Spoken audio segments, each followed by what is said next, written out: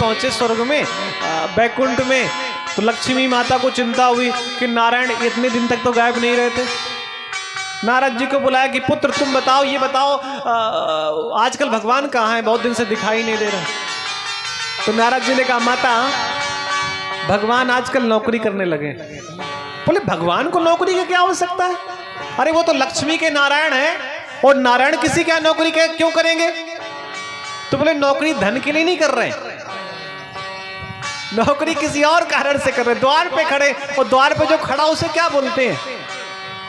बोले कहाँ, बोले वो समुद्र पाताल लोक में। लक्ष्मी जी गई और मालूम पड़ा भगवान दंड लिए खड़े हैं जैसे सेवा में हो। लक्ष्मी जी ने कहा नारायण चलिए। भगवान ने कहा मैं शब्दों के बंधन से बंधा हूं, मैं जा नहीं सकता। हाथों का बंधन होता तो कब का तोड़ लेता, शब्दों के बंधन है और शब्दों के बंधन से बंधा हूं, मैं तोड़ नहीं सकता। लक्ष्मी माता एक धागा लेकर के बलि के पास गई। रक्षाबंधन का उस दिन था। बलि के हाथ पे कलावा बांध दिया, बलि को बहन बना लिया। अब जिसकी बहन लक्ष्मी है उसको क्या चाहिए भाई, जिसकी बहन स्वयं लक्ष्मी है उसे और क्या चाहिए। बलि बहुत प्रसन्न है। बलि ने कहा कोई बात नहीं दीदी, बहुत दिन बाद आपसे संबंध जुड़ पाया, लेकिन मैं आपको क्या दूं, लक्ष्मी को क्या दूं। कोई और हो तो उसे लक्ष्मी दे दो भाई, लेकिन लक्ष्मी को क्या दूं।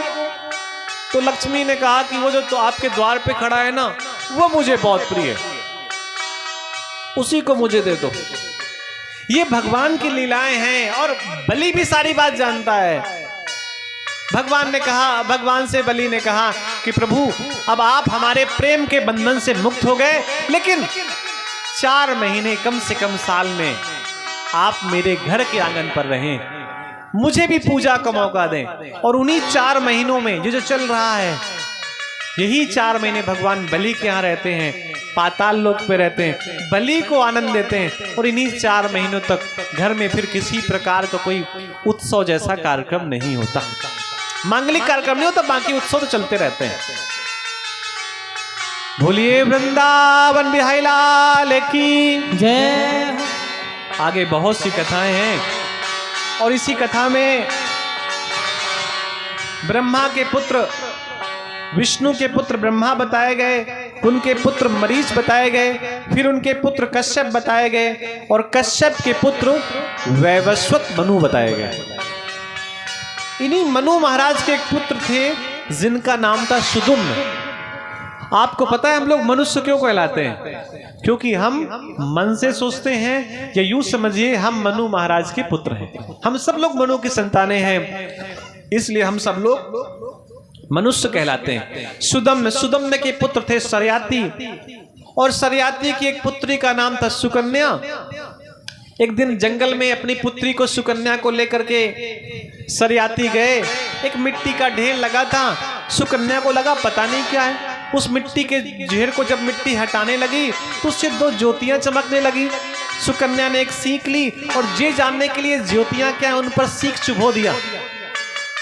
और वो जो मिट्टी का ढेर था वो कोई और नहीं था, चमन ऋषि ने इतने लंबे समय तक तपस्या किया था, तप किया था कि शरीर में चींटियां चढ़ गई थी और चींटियों ने अपना घर बना लिया था। ये चमन ऋषि को पता ही नहीं था। जब सरयाती को मालूम पड़ा कि मेरी पुत्री ने इतने बड़े महात्मा का अपराध किया है,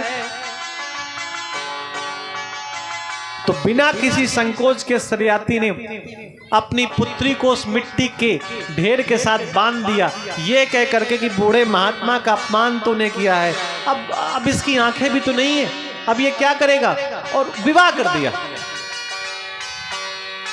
विवाह के बाद एक बार भी सुकन्या ने ये नहीं कहा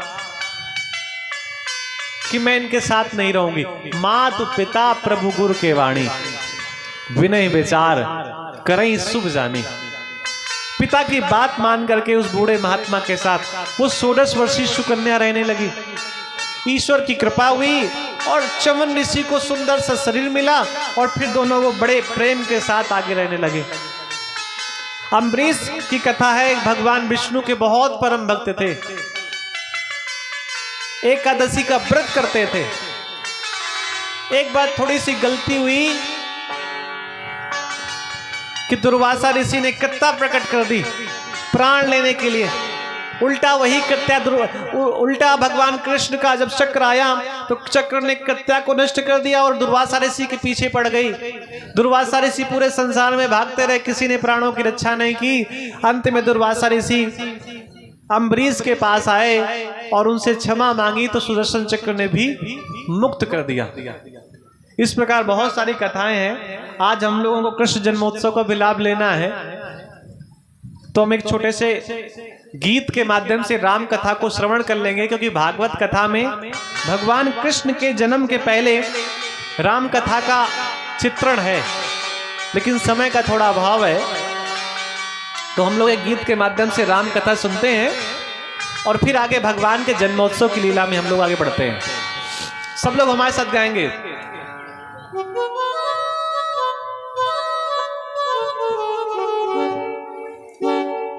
राम कहानी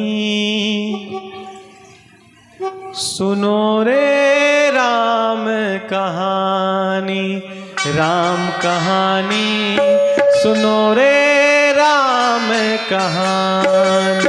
श्री राम जय राम जय जय राम, श्री राम जय राम जय जय राम, श्री राम।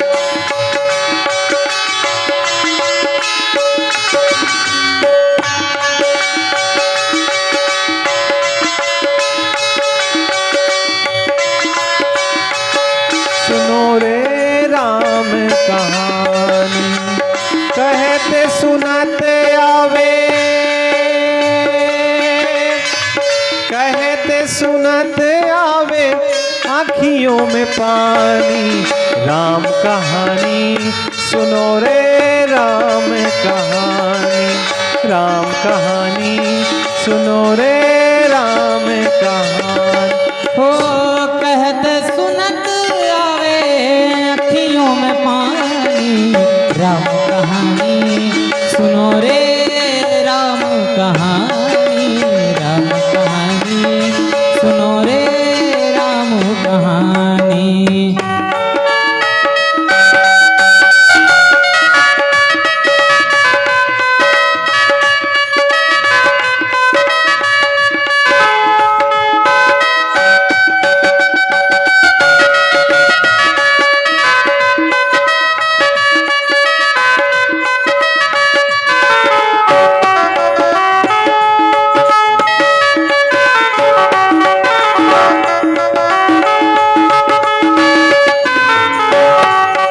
दशरथ के राज दुलारे, कौशल्या की आंखों के तारे। दशरथ के राज दुलारे, कौशल्या की आंखों के तारे। वे सूर्य वंश के सूरज, वो रघुकुल के उजियारे। वो सूर्य वंश के सूरज, वो रघुकुल के उजियारे। राजीव नयन बोले मृदु भरी बानी, राम कहानी सुनो रे राम कहानी, राम कहानी सुनो रे राम कहानी।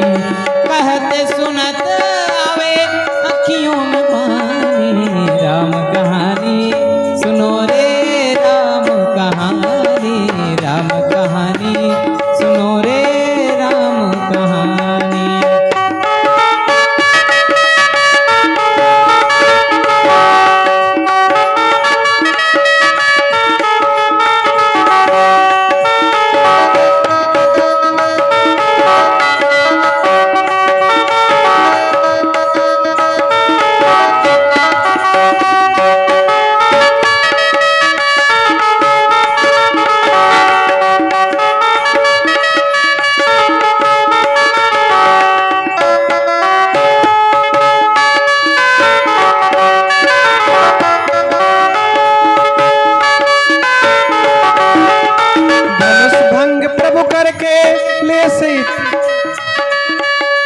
धनुष भंग प्रभु करके ले आए सीता घर पे।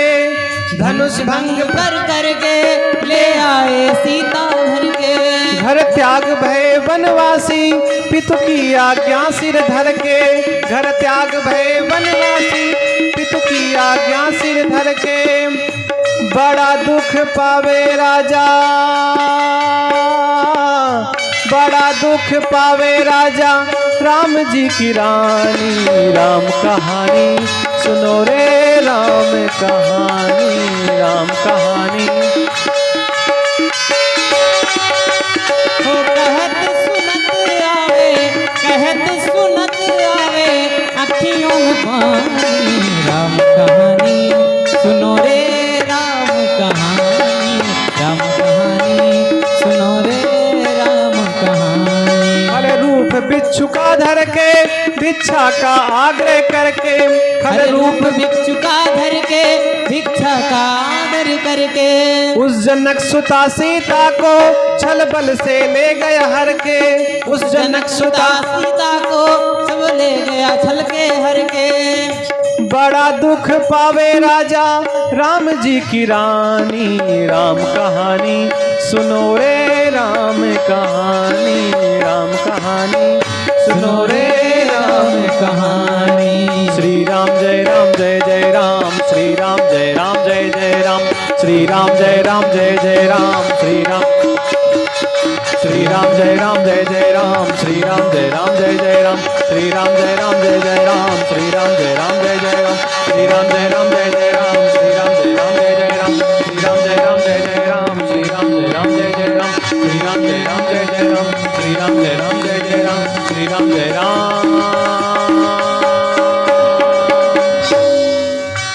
जय जय राम।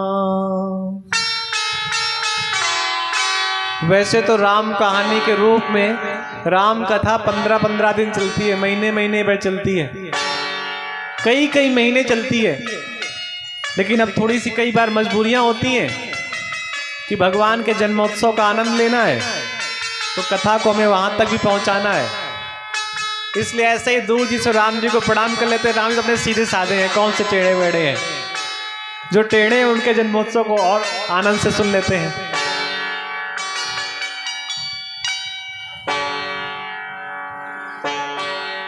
जय जय श्री राधा रमण, जय जय नवल किशोर, जय गोपी चित चोर प्रभु, जय जय माखन चोर। मथुरा की कथा में हम लोग प्रवेश करते हैं। अच्छा, जो मथुरा है ना, क्या है? मथुरा। मथुरा में जो थू है, क्या है? थू। उसे निकाल दो। मथुरा में जो थू है उसे निकाल दो, और जो बचे उसका उल्टा कर लो। जो बचे उसका उल्टा कर लो, और उल्टा करेंगे तो क्या होगा? बोलिए राघवेंद्र सरकार की जय। क्या होगा माताओं बताइए? मथुरा से थू बाहर करेंगे, बाकी जो बचेगा उसको उल्टा करेंगे तो क्या बचेगा? अरे बहुत सुंदर, सब लोग होशियार हैं भाई। राम समझिए, भले ही मथुरा में जो भी है वो राम ही है, कोई और नहीं है।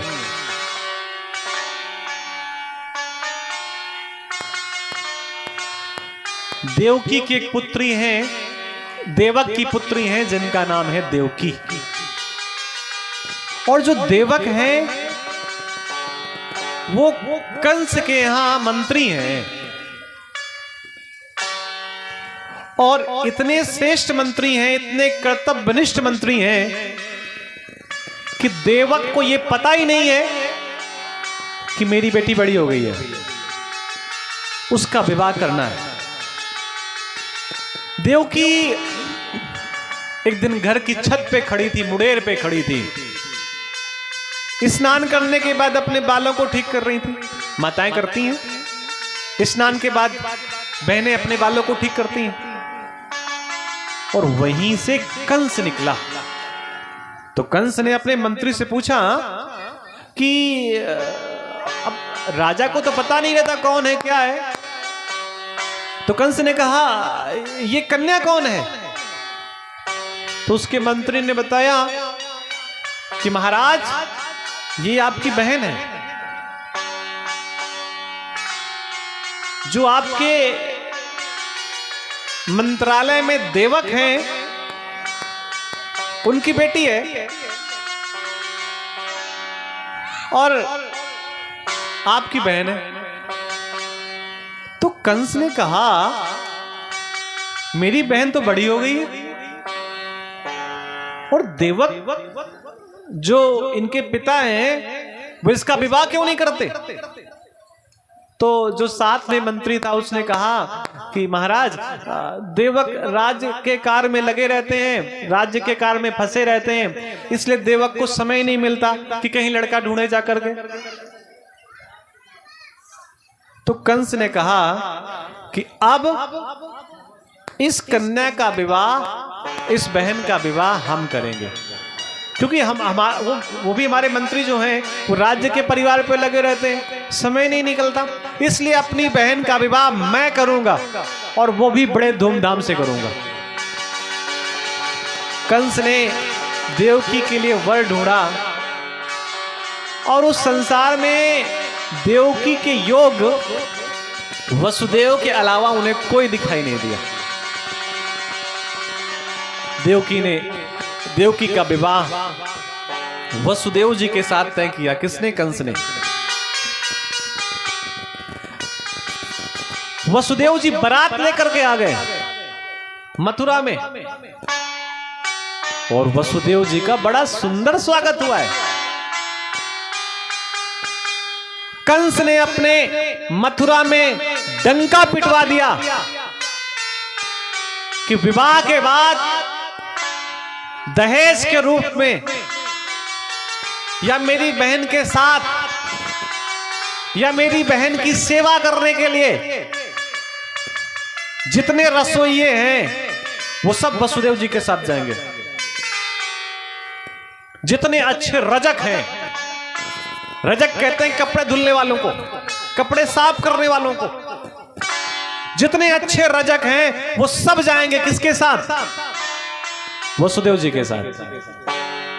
जितने अच्छे रसोइया हैं, जितने अच्छे कुंभकार हैं, जिन्हें अच्छा घड़ा बनाना आता है, जिन्हें अच्छी सुराही बनानी आती है, वो सब किसके साथ जाएंगे?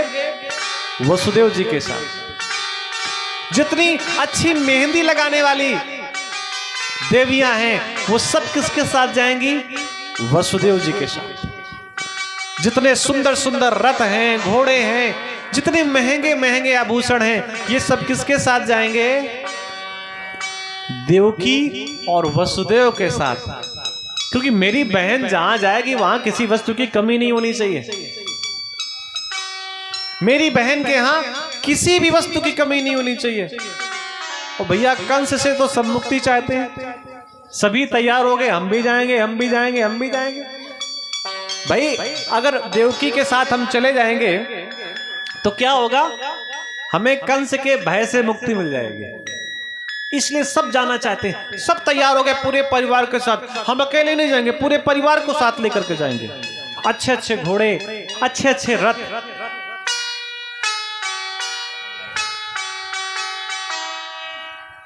कंस को लग रहा है कि आज जब विवाह हो जाएगा तो इस बहन पर मेरा अधिकार नहीं होगा। अब बहन पर अधिकार किसका होगा? वसुदेव का।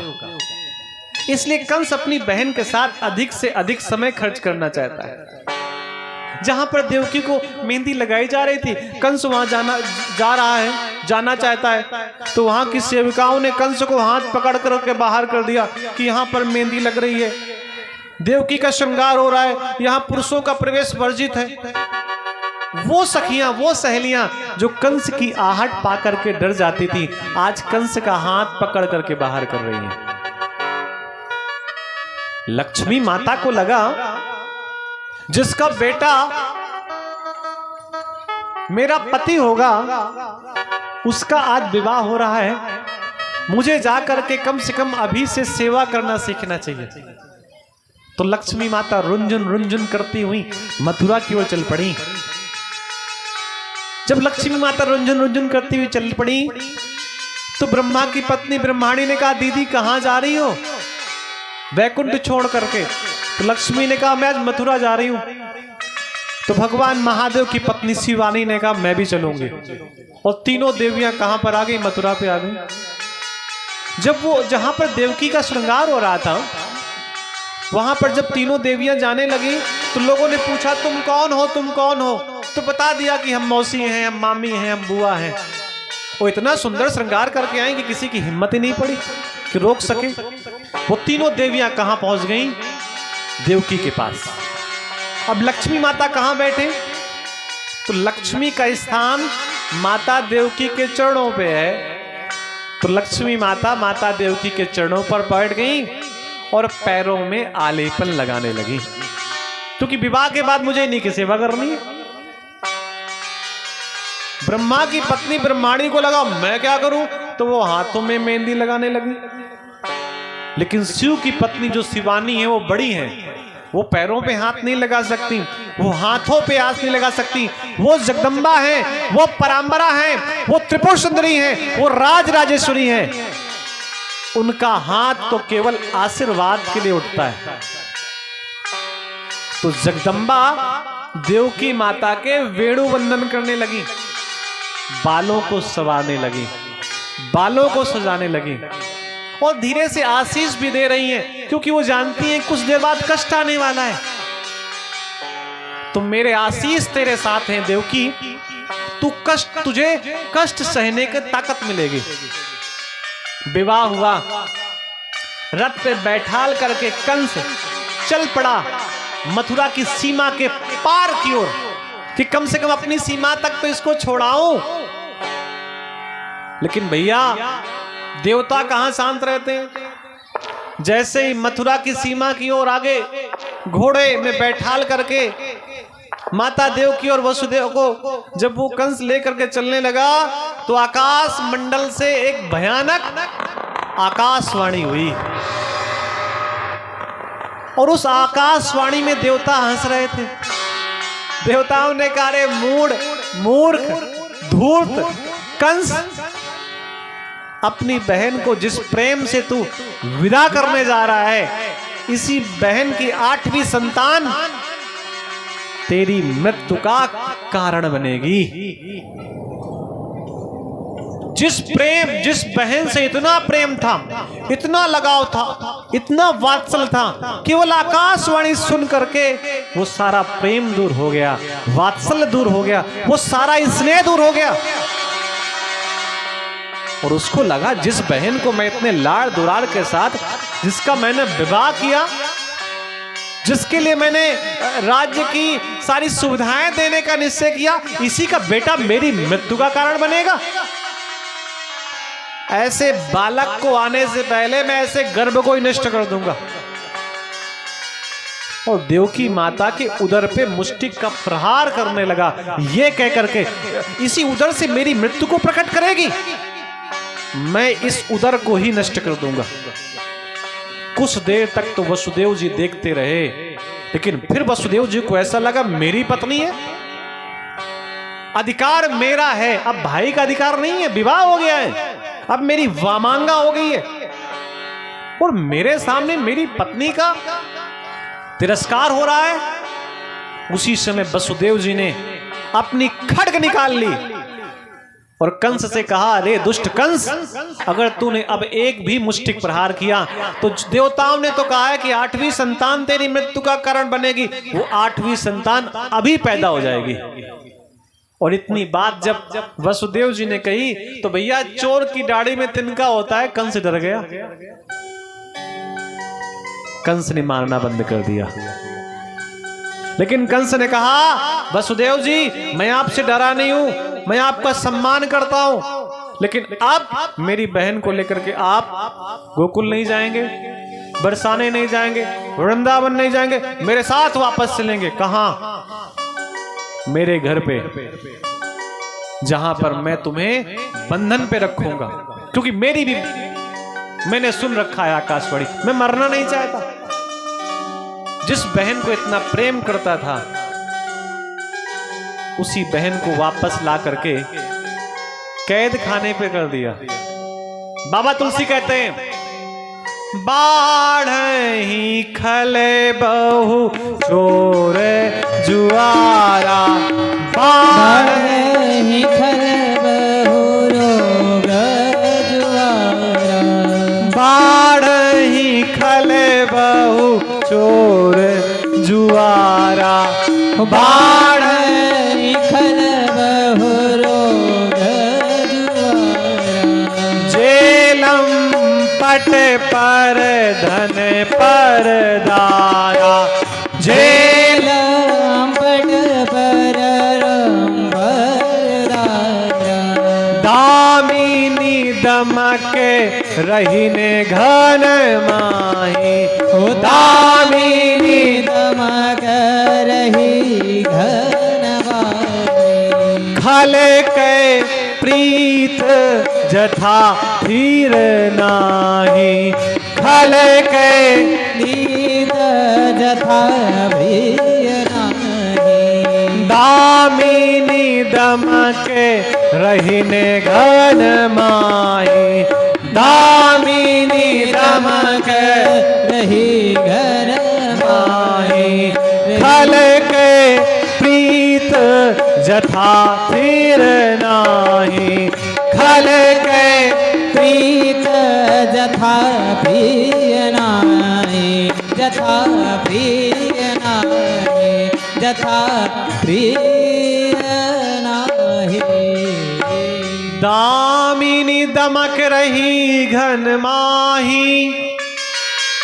आकाश मंडल पर जब बिजली चमकती है तो प्रकाश तो बहुत होता है, लेकिन उस प्रकाश में कोई काम नहीं कर सकते, खेती नहीं बो सकते, खेती में खड़ी फसल नहीं काट सकते, पढ़ नहीं सकते। किसमें? आकाश की चमकने वाली बिजली में। बाबा तुलसी कहते हैं कि जितना प्रकाश, जितने समय का प्रकाश आकाश की बिजली के चमकने के बाद होता है, दुष्ट व्यक्ति की मित्रता भी उतने ही समय के लिए होती है। आकाश की बिजली पर विश्वास नहीं किया जा सकता और दुष्ट व्यक्ति की मित्रता पर भी विश्वास नहीं किया जा सकता। जैसे उसका काम बन जाएगा वो आपके प्राण ले लेगा। ये कंस दुष्ट व्यक्ति है, इतना प्रेम कर रहा है अपनी बहन से, लेकिन मालूम पड़ा कि इसी का बेटा मेरी मृत्यु का कारण बनेगा। कैद कर दिया करके 1 2 3 4 5 6 संतानों को मार दिया अपने हाथों से अपनी बहन के कंस ने। 7वीं संतान आई तो भगवान की कृपा से वो 7वीं संतान रोहिणी के गर्भ में चली गई। मथुरा के लोग कहने लगे कितनी अभागिन है। कौन? देवकी, कि उसी के सामने उसके 6 बालकों की हत्या हो गई और 7वां बालक आने से पहले ही मर गया। परमात्मा की माया को कौन जान सकता है। 8वां बालक जब उदर में आया तो कंस ने पहरा बढ़ा दिया। पहरेदारों से कह दिया कोई सोएगा नहीं जब तक मैं इस 8वीं संतान के प्राण न ले लूं, और फिर तो भैया जो होना है होकर के ही रहेगा। आप कल्पना करिए, वसुदेव जी कोई साधारण व्यक्ति नहीं थे। कंस से मथुरा के लोग प्रसन्न नहीं थे, कंस से प्रसन्न नहीं थे। डर की वजह से कोई कंस से कुछ कहने की हिम्मत नहीं जुटा पाता था। लेकिन देवकी और वसुदेव की जो सेवा में लगे थे ना, वो सेवक तो थे कंस के, लेकिन भक्त थे हरि के। और वो चाहते थे कि 8वीं संतान सकुशल आए और कम से कम दुष्ट राजा से मुक्ति तो मिले। भादव का महीना, प्रारंभ हो गया। कृष्ण पक्ष की अंधेरी रातें दिन प्रतिदिन बढ़ रही हैं। चतुर्थी, पंचमी, सप्तमी, अष्टमी, अष्टमी की वो अंधेरी रात, और उस रात में भगवान हरि का प्रिय नक्षत्र रोहिणी, सांझ बीत गई, देवकी को एहसास होने लगा कि आज बालक आ जाएगा, और देवकी भगवान का चिंतन करने लगी कि प्रभु 6 बालकों को मैंने अपने आंखों के सामने मरते हुए देखा है, लेकिन कुछ ऐसा करिए कि कम से कम इस बालक का सुख तो हमें मिल सके। भले ही मैं इसे अपनी गोद पे ना खिलाऊं, भले ही मैं इसे पैबान ना कराऊं, भले ही इस बालक का मैं बचपन अपनी आंखों से ना देखूं, लेकिन इस बालक के प्राणों की रक्षा होनी चाहिए। भगवान कुछ ऐसा करिए आप। रात के समय, मध्याह्न रात में, ठीक 12 बजे के आसपास, अष्टमी की रात में भगवान देवकी के उदर को स्पर्श करके उन्हीं की गोद में छोटे से बालक के रूप में प्रकट हो गए। बोलिए वृंदावन बिहारी लाल की जय। जय जय श्री राधे।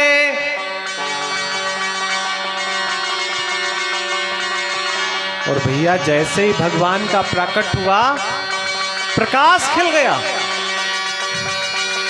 कृष्ण पक्ष की रातें कितनी काली होती हैं, लेकिन फिर भी दिव्य प्रकाश हो गया। द्वार में जितने पहरेदार लगे थे सब सो गए।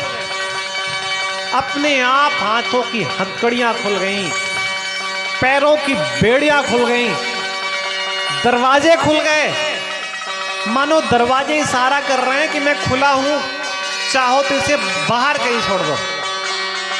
वो वसुदेव और देवकी की गोद में छोटा बालक आ गया, चमक रहा है मस्तक उसका, लेकिन वसुदेव सावधान है। वसुदेव को ऐसा लग रहा है इस बालक के प्राणों की रक्षा होनी चाहिए। तत्काल वसुदेव ने उस बालक को अपनी गोद में ले लिया, सूप में रख लिया कि माँ है, कहीं इसका मन बालक से लग गया तो मुझे ले नहीं जाने देगी। वसुदेव जी निकल पड़े। वसुदेव जी को लगता है मैं ज्यादा महान हूं। तब तक तो पीछे से देवकी ने आवाज दी, वसुदेव, हे नाथ, इसको कहीं भी छोड़ आना, मंदिर की गलियों पर छोड़ आना, बहती हुई यमुना के जल में छोड़ आना, बह करके कहीं चला जाएगा, बच जाएगा। और वसुदेव जी अगर यमुना पार करके जा पाना तो गोकुल में छोड़ आना, लेकिन इस बालक को वापस मत लाना। इस बालक के प्राणों की रक्षा होनी चाहिए। जहां जहां जिस जिस रास्ते से वसुदेव जिस बालक को लेकर के जा रहे हैं, अपने आप प्रकाश दिखाई दे रहा है, मानो परमात्मा इशारे कर रहे हैं, इस रास्ते से चलो, इस रास्ते से चलो, इस रास्ते से चलो। नदी के किनारे पहुंचे। भादव का महीना, कल्पना करिए जल कितना होगा, कितना जल होगा, लेकिन फिर भी वसुदेव जी को ऐसा लगा कुछ भी हो मुझे जाना चाहिए। वसुदेव जी यमुना को पार करने लगे। अरे कल्पना करिए, नवजात शिशु अभी जन्म हुआ है, ऊपर से पानी बरस रहा है, छोटे बालक के ऊपर पानी बरस रहा है। कल्पना करिए। वसुदेव जी निकल पड़े यमुना के मध्य से, मानो यमुना भी रास्ता दे रही है कि आप इस पगडंडी से चले जाइए। लेकिन यमुना को ऐसा लगा कि मेरा पति आया है और पति के पैर छूने चाहिए, तो यमुना बार बार वसुदेव के गर्दन तक आ रही है, गले तक आ रही है। वसुदेव जी घबरा रहे हैं, छोटा सा बालक, ऊपर से बारिश, नदी इतनी गहरी। लेकिन जब अपने पिता की घबराहट को देखा भगवान ने, तो अपना दाहिना चरण थोड़ा सा झुका दिया और यमुना मैया ने भगवान के चरण को स्पर्श किया और फिर वो शांत हो गई। गोकुल में पहुंच गई। गोकुल में भगवान पहुंच गए और गोकुल में भी एक बालक कन्या का जन्म हुआ था। वसुदेव जी ने उस कन्या को तो गोद में ले लिया और अपने बालक को वहां पर छोड़ दिया। इतना त्याग कोई कर सकता है तो वसुदेव जी के अलावा कोई और नहीं।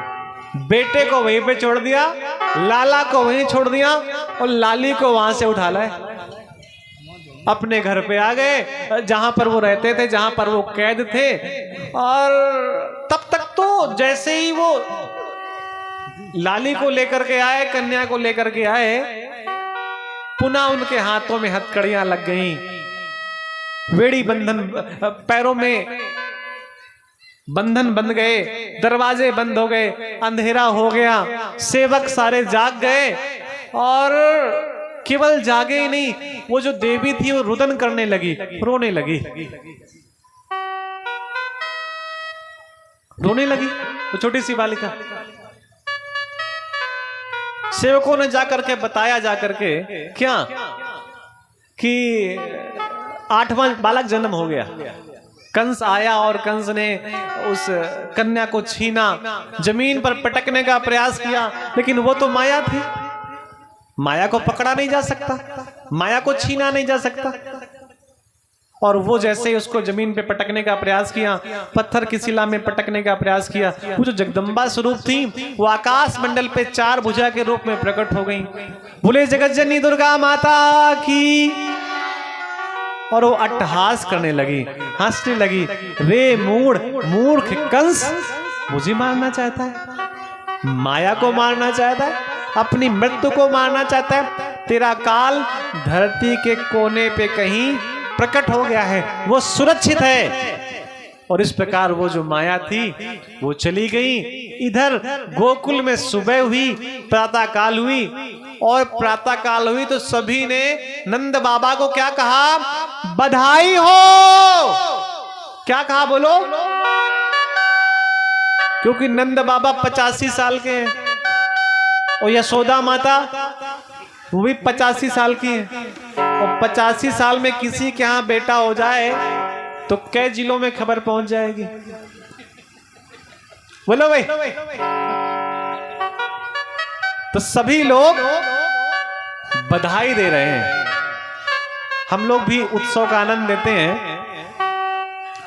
और फिर बधाई का भी आनंद लेंगे।